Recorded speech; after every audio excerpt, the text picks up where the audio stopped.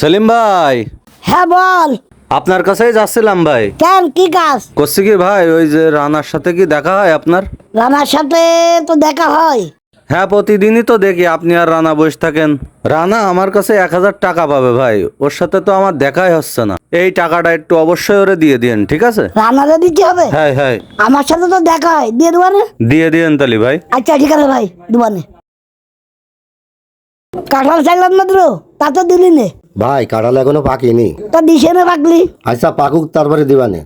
আচ্ছা ভালো কথা। হাসান কিন্তু তোর বাবা আমার একটু সাহায্য করো, আমি খুব অসহায় বাবা।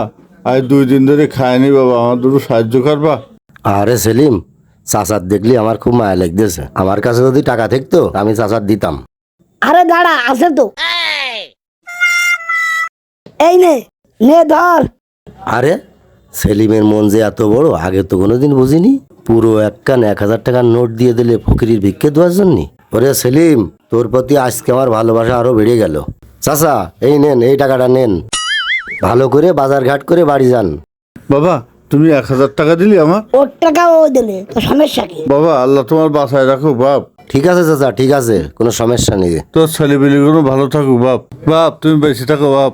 আজকে আমার এই যে 1,000 টাকা দিছ বাপ, খুব উপকার হয়েছে বাপ। চাচা আজকে এই টাকাটা নিয়ে ভালো করে বাজার করবা, বাসায় যেয়ে রেস্ট নেবা। হ্যাঁ বাবা, তোমার ছেলেপিল তো দোয়া করবো বাবা। থাকো তালি বাপ।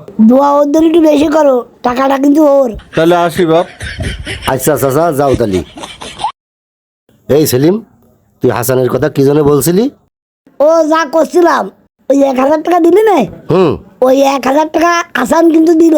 হাসান দিল মানে? তোর কথা তো বুঝলাম না।